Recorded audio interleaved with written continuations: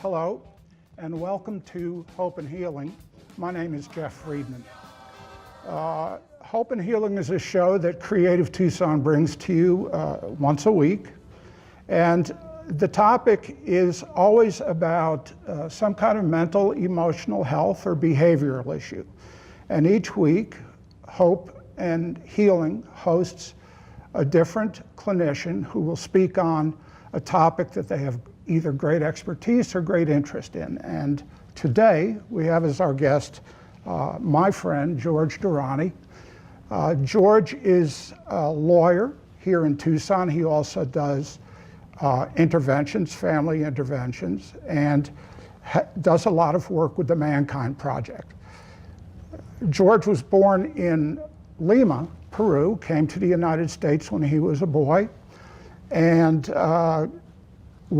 graduated from Hillsdale College in Michigan and then Southern Methodist University School of Law. Came to Tucson, I think, mainly to practice law. Yeah, I came back to Tucson in 1989. Mm-hmm. And also have been involved in the recovery community, the mental health community, through the Mankind Project. Well, that came afterward, but I got my footing in. By the way, first of all, thank you for having me, Jeff. It's good to be here with you today. I actually began that journey in 1985 when I participated in an intervention into my mother. And then 3 years later, I got clean and sober myself. And then about 3 years after that, I became general counsel to the parent company who owned Sierra Tucson. And that is how I began to blend the recovery world and the legal world together. And out of that then grew an interest in other things, which included the men's work, which we can spend some time talking about. Can you tell us a little bit about the Mankind Project? Where did that come from? The history is not too complicated, but in 1985, there were three men who were friends and were working together on various projects involving men. And they lived in Milwaukee, Wisconsin. And they noticed that in the world of men, when compared to the world of women at that time, men were sort of behind in terms of their emotional literacy, their ability to develop real connection man to man, their ability to speak literally and literately about their emotional lives, about whether their lives were making a difference in the world or not. And they noticed that the rite of passage for men to take them from this sort of regressed and repressed state to a more mature state had been lost somewhere in the Western culture. And what they wanted to do was to reclaim it for men here in the United States. And so they created a training for men, which became a rite of passage for men, called the New Warrior Training Adventure. That happened in the early part of 1985. They invited 18 or 20 of their friends and said, look, we've created this weekend for men. We want you to come and participate and then give us your feedback. And when the weekend was done, the men who had gone through the weekend had had a really profound, powerful, transformational experience. And so the three co-founders realized that they were onto something. So they ran it several more times in Milwaukee. Men who had come there to do the weekend then would return as staff men. And then they began to spread the work into other communities. It went to Chicago, it went to Houston, it went to San Diego, it went to New York. And in 1991, I got involved through a therapist here in Tucson, and I'll tell you more about that later. And then in the early part of '92, I actually went and did the training myself in San Diego. And when I came back from that weekend, I realized that something had happened for me that I had been longing for my whole life and couldn't put into language, which was I was able to claim my authentic masculine self and integrate it into who I was as a 34, 35-year-old man at that time. Even though I was clean and I was sober and my life was working at some level, I didn't feel comfortable in my own skin. I still felt like this little boy running around in a big man's body in a big man's suit. So anyway, the short version of how MKP was founded was these men created a weekend experience that would help men grow from their immature state to their adult masculine, to their mature masculine, as a rite of passage for men. Non-religious, non-political, non-dogmatic. And from there, I mean, we're now, what, 35, 37 years later, 32 years later, we now have these trainings in 16 countries around the world. About 65,000 men have gone through the weekend. We have organizational structure that has the Americas, has Europe, has Asia, and has Africa inside of the organizational construct. And we're running trainings for men every week somewhere in the world. And we also host men's circles where men can come and continue to find support and healing and each other in men's circles everywhere around the world. There's probably 20,000, 25,000 men a week that are sitting in those circles everywhere in the world. That's MKP. So is it a continuing practice? Well, we encourage it. Men don't have to do that. But for me, what I found was like my 12-step world where I went to get clean and sober, Yeah. you know, which was going to meetings and having a sponsor and working a program. When I went and did the men's weekend, I realized that those two things really fit well together. And if I continued to sit in a men's circle, I would continue to grow and evolve as a man Right. while I was growing and evolving as a person in recovery. And the two consciousness basically merged into who I am today. So I do both. I still go to 12-step meetings, and I sit in a men's circle at least once, sometimes twice a week, because I found that they work for me. And there are many, many men that do that as well. How is the growth process different in MKP as contrasted with AA?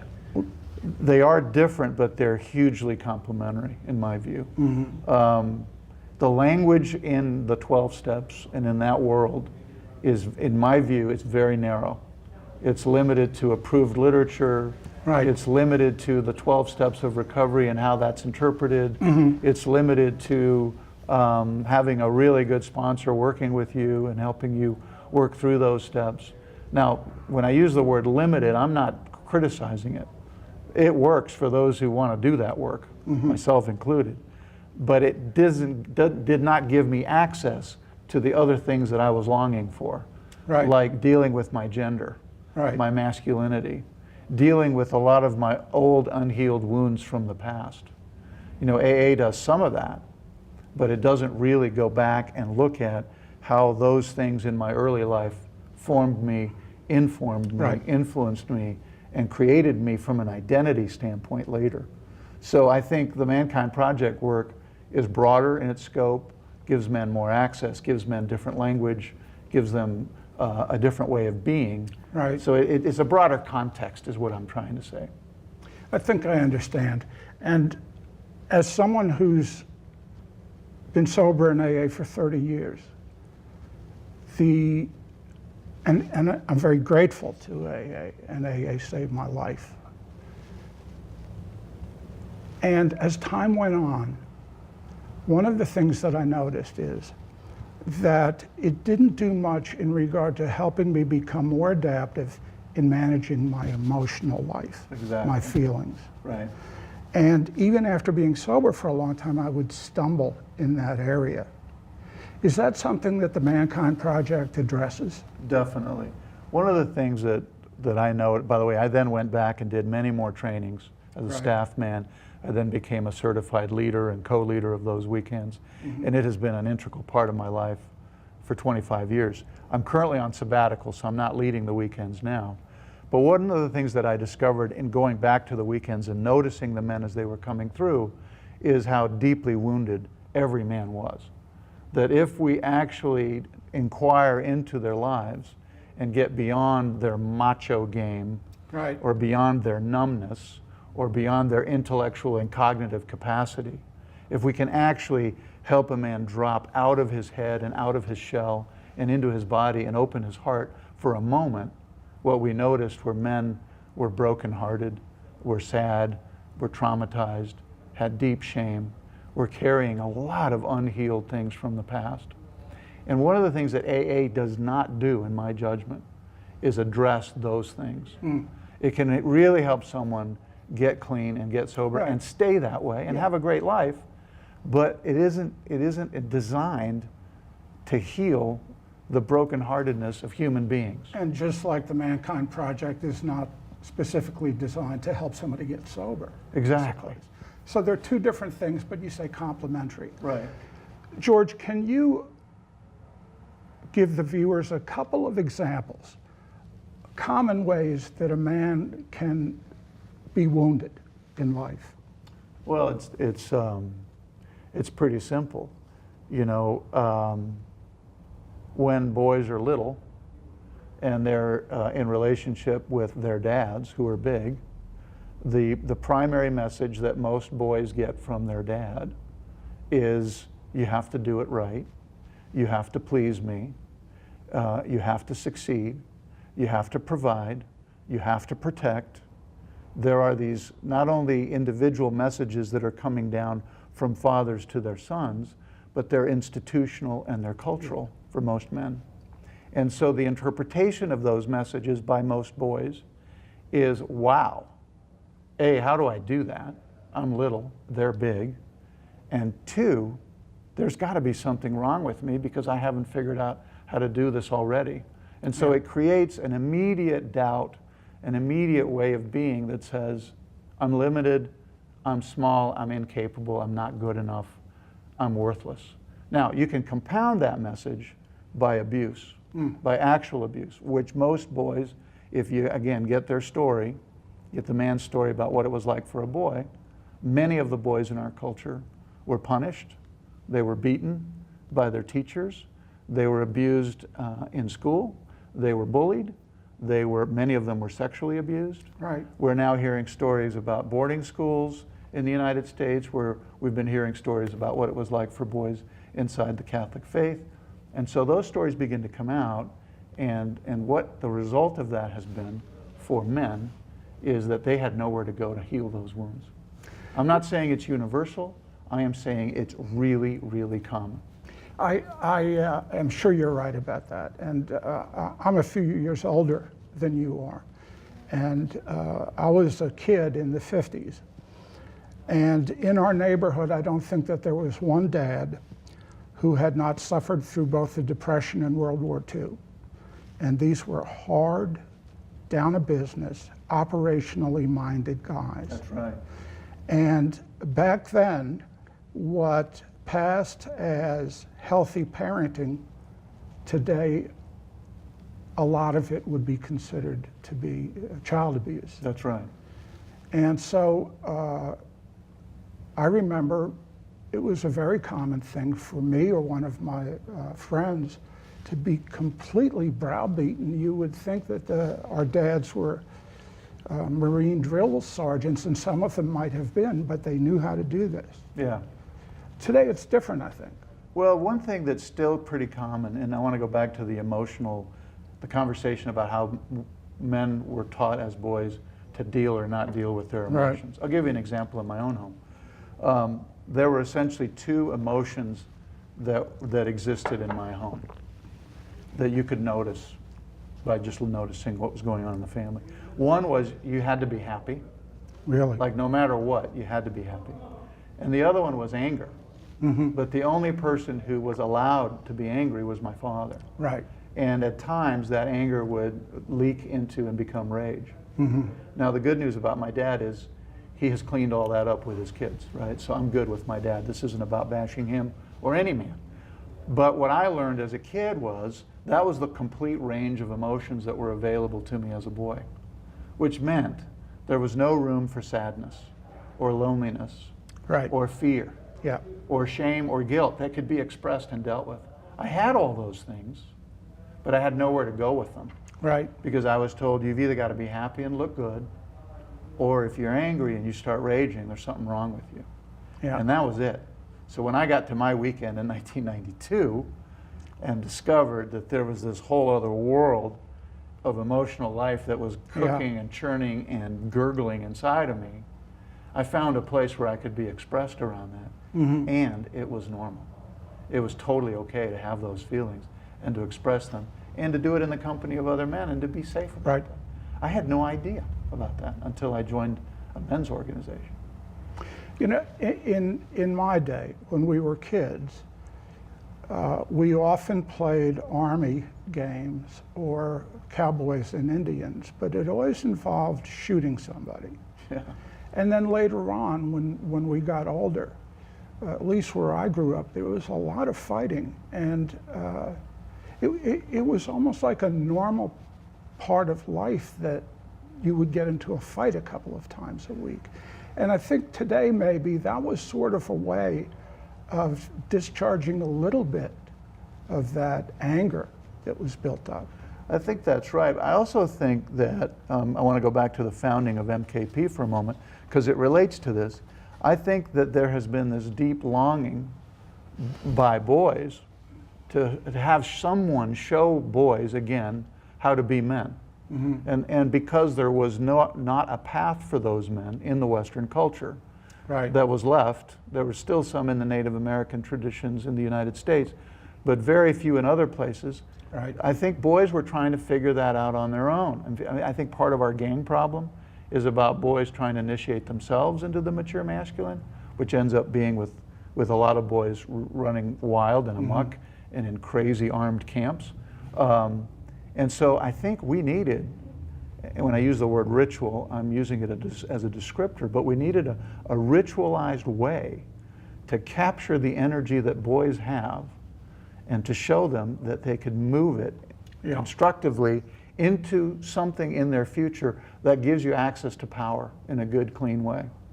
Because boys want power, and men want power. By the way, women do too. We just didn't know how to get access to it. Mm-hmm. So we ended up creating war games, fraternities. Yeah. The military became a default way of initiating men.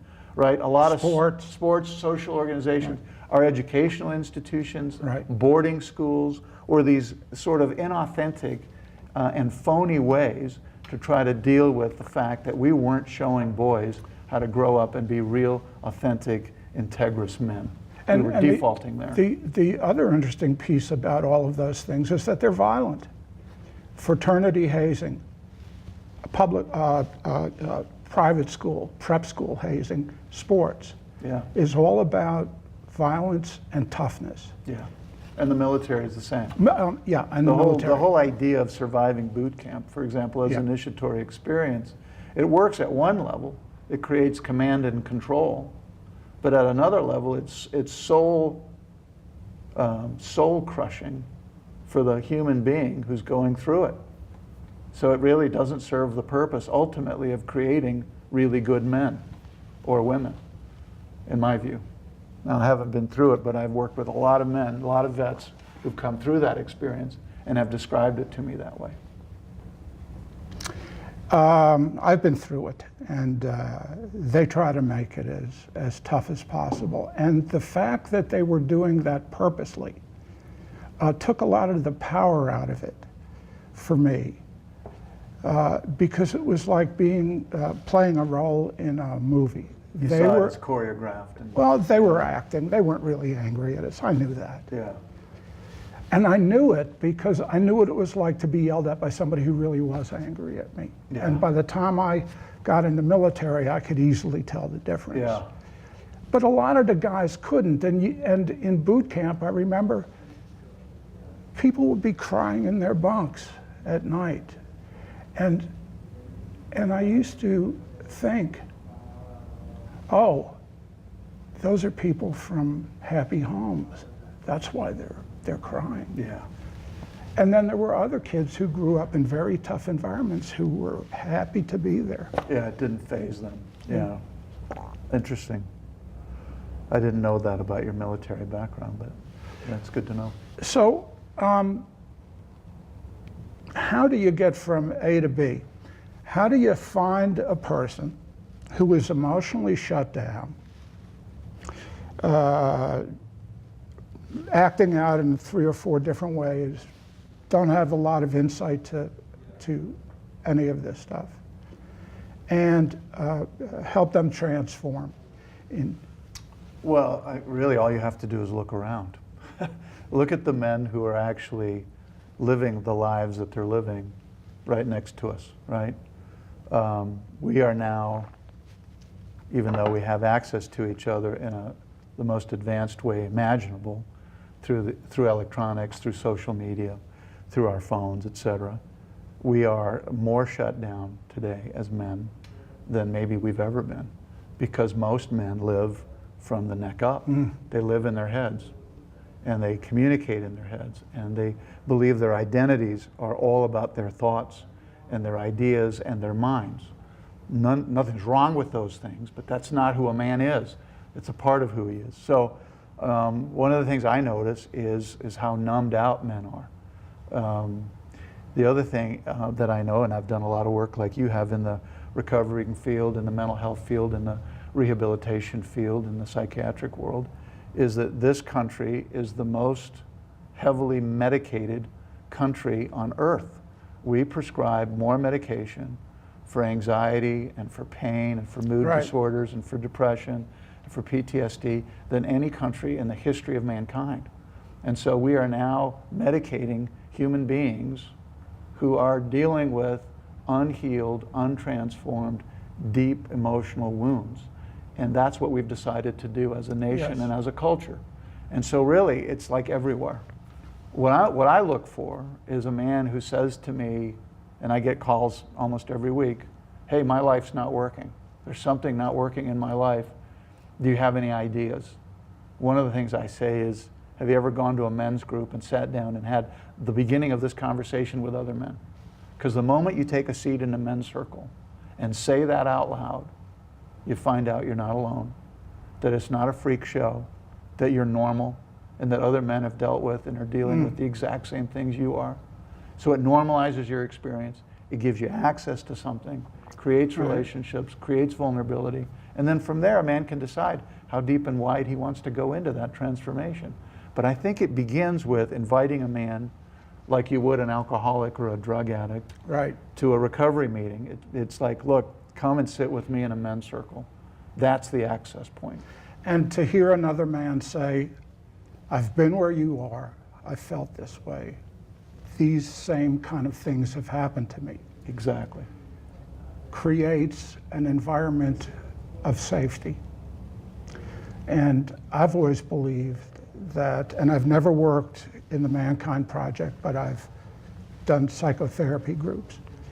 And we ask a lot of the people who land in these groups.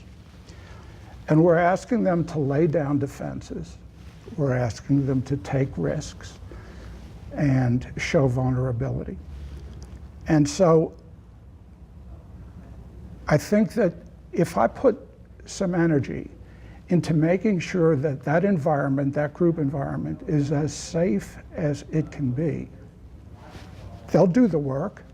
Yeah. Nobody's going to have to twist their arms. That's right. But God forbid I should have a slip of the tongue and say something that I shouldn't say.